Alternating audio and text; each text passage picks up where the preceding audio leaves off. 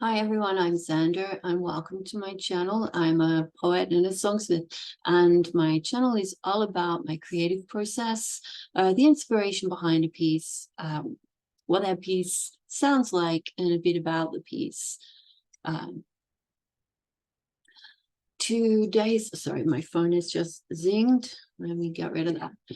So today's piece comes with a trigger warning for non-consensual touching. So I just wanted to put that out there straight away. Before anything else, I would like to pay my respects to the Wadawurrung people on whose lands I'm broadcasting today, to their elders, past, present, and emerging, and to any other elders that might be watching this broadcast, either, whenever. This was, and always will be Aboriginal land. Sovereignty was never ceded. It is stolen land, and that's very important to note. And in Victoria, which is the part that I'm in, where I've been working with a treaty process now I think the bill has just gone through Parliament here, if memory serves. But that's also a very important process, and something that's important to take notice and to deal with. And part of that is the Uric Justice Commission, which is a truth-telling commission, gathering information about all sorts of aspects of government, Indigenous people interaction, and in order to work through and come together at some point in future in a unified and equal way, rather than what's happened in the past, which has been quite unequal, unfortunately, in a bunch of contexts. All right, so as I said before, this session does come with a trigger warning for non-consensual touching. It's a poem. The poem is called Reclaiming My Hand. And the story behind this is essentially way back when I had a routine hospital procedure. And it felt odd at the time. And there were various things that didn't sit well, but it's one of these things where you're anesthetized, you're hazy, you're not really entirely sure about certain things. And you're also in an unequal relationship in that the doctor needs to do certain things. They're going to be uncomfortable things. And so when you have that discussion about what's going to happen in surgery, there's also that power imbalance that comes with that discussion. Several decades later, just prior to COVID, it came to light that the hospital that I had had the procedure in was one of the hospitals where trainee doctors practiced doing cervical examinations on female-bodied patients, and whether or not consent was given for that particular practice, whether or not consent was informed, or the circumstances in which consent might have been given, were a little murky, to say the least. And so it was a little bit of a scandal. And when that all came out, and it was something that was practiced globally, and the whistle was blown by one of the trainee doctors who felt really uncomfortable about what was going on and spoke about it. At least that's my understanding. So when it came out, and I realized that there was a very strong possibility that I was a recipient because of my strange experiences. I was in a room full of other people. I was the only one who was rendered unconscious. No one else in that room came out unconscious. I was walking into walls. I couldn't walk straight after this day procedure that was supposed to be quite routine, and I wasn't supposed to be unconscious at all. There was all sorts of leakage in weird spaces, and there was also this kind of aches and pains in strange places, and of course there was a lot of vomiting because anesthetic and I don't mix well. So there's a whole bunch of stuff that was going on that left me feeling a little strange, a little weird, and not able to put my finger on why. Then you have the stuff that comes back to you in dreams, the stuff that comes back to you in hazy memories when you cannot quite recollect why or where that came from or what that had to do with. And, you know, if they're that kind of hazy and I compartmentalize, I tend to put them in a box, put the lid on, put them over there. And so when all of this came out, I found that I was needing to deal with this Gordian knot of all sorts of serpent-like emotions that were all squished in and wrapped around each other. And there were things like fear and shame and anger and numbness and nausea and a whole bunch of things that I was finding really hard to process. And the way that I could process it was by putting it into a poem. So that's how this poem came to be. It was a way of being able to pull on each one of these particular threads to be able to regurgitate it into words so that I could voice what I was feeling. Once I voiced what I was feeling, once I was able to get through this particular process and feel, because that's for me what writing poetry is. It's a way of being in touch with raw emotion. It's a way of being able to pull that and put it into something that is creative so that I can address that emotion. So for me, it is always an active, engaged process. It's not something that is light and fluffy. When something comes through to me, it's quite often a song, not a poem. My poems are generally things that are emotions that I'm addressing or dealing with, or that are just overflowing out of me because something has happened. And I'm feeling it and I'm sitting in the emotion. And most of my poetry are things like ecstatic because of something that's happened in my spirituality, like just an awesome wildwood ritual or something like that, and I come out and I'm all aglow and it will spill out as poetry or a song. But with something like this is where I sit down and I have to deal with it, and it's a very conscious process. It's quite different from the way it drops in. Is I have to pick up a pen, I have to write, and quite often the majority of what I write I throw away. I only keep some things that I feel flow together, and that to me epitomizes what I was wanting to express. But I let the pen just flow, and when I write like this, I just let it all come out. And that flow of the pen, that thing between mind and hand, where it's speaking on my behalf. Because sometimes things get caught here and I can't vocalize, but I can write. Sorry, my favorite carawong is just peeking in the window. Anyway, so generally speaking, when things are like that, and in this particular case, it was something that was really present.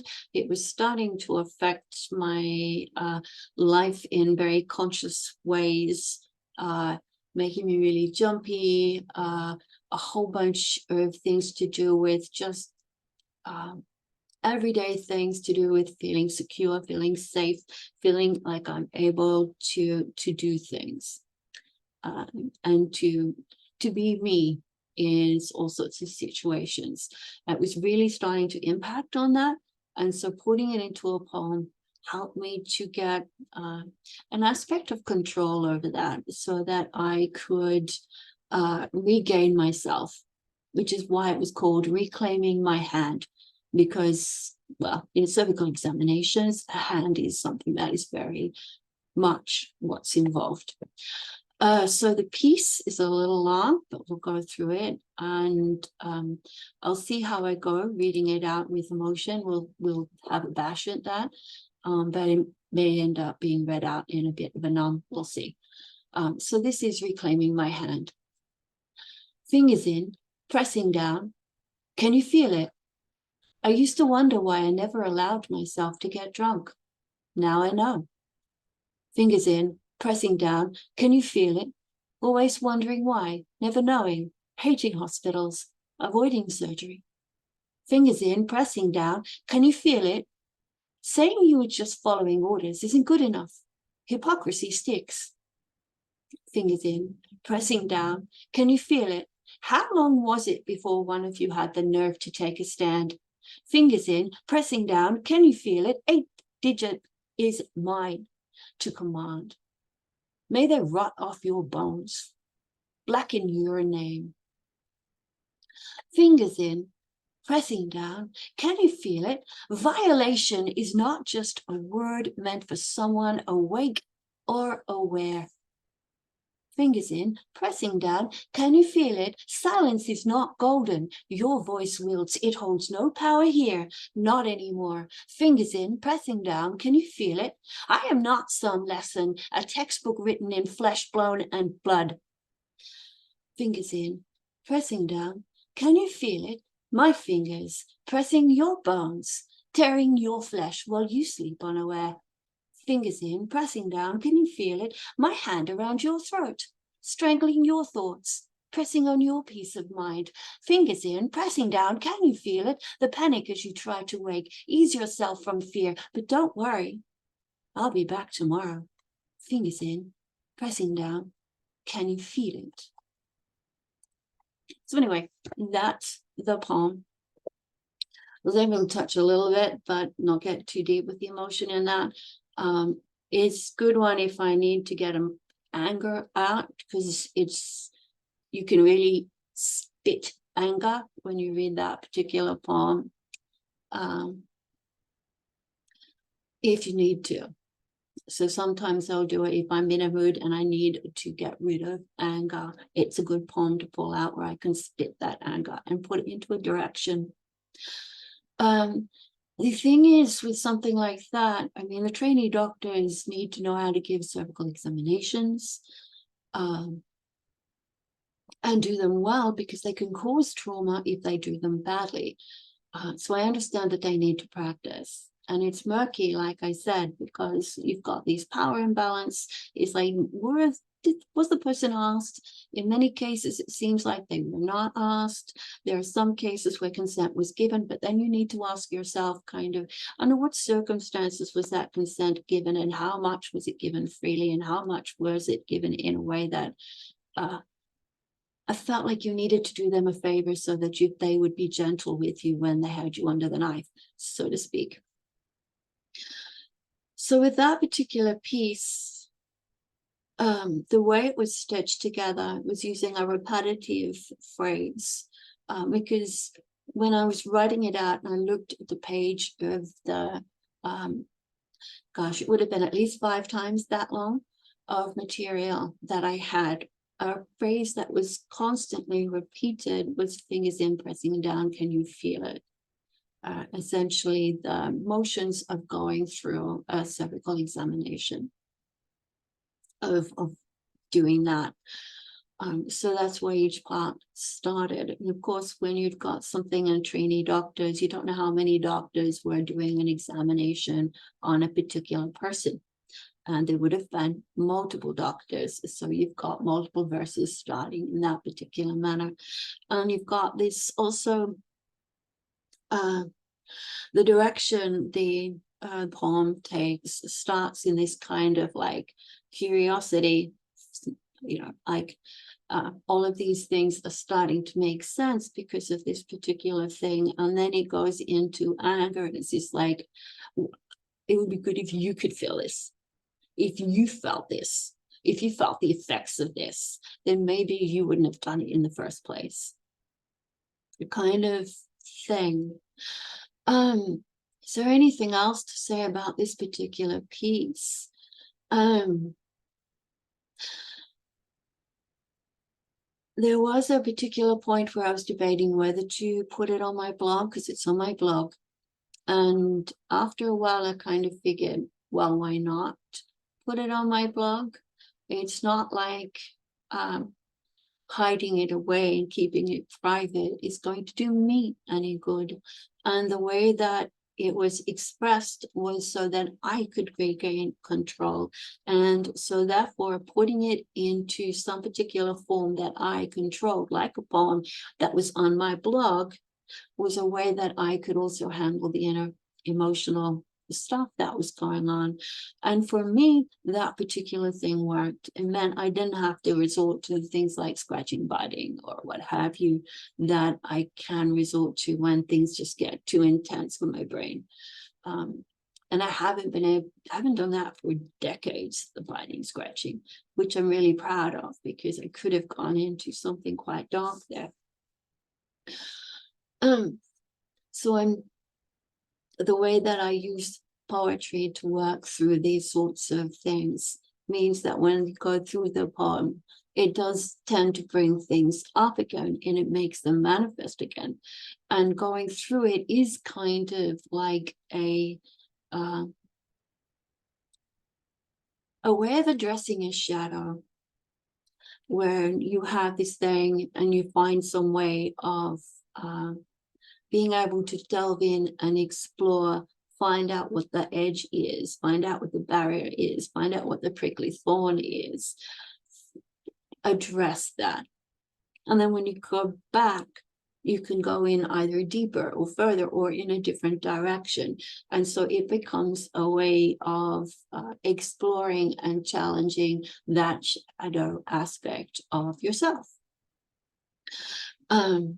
So that over time, the various edges have been explored, and it's a way that you can embrace your shadow in that regards, and you can basically do something. The whole bit with the end of the poem, where the tables are turned in a rather aggressive way, was me tackling my shadow and the kinds of things that my shadow needed to do, which was tear and scream, and putting that onto somebody else that I wanted to experience what I, at the time with my emotional turmoil, was experiencing. And it's like, you inflicted it, you feel it, kind of thing. And that is also cathartic in a certain way. It helps to shift shadow. Shadow work is one of the most important works, I think, in witchcraft. There are so many things in our shadows that we need to deal with to become whole, and also to become strong in who we are in all our facets. Gathering together the various pieces of ourselves that get shattered through experiences like that, when we start to understand and perhaps heal parts of ourselves that might have been damaged for a very, very long time. So for me, that poem is a self-healing poem, a shadow dance poem. It's a way that I can explore those sorts of things. So I don't think there's anything more to say about it. So I'm just going to end here. I hope it was useful. I hope it wasn't traumatic for anyone. And bye.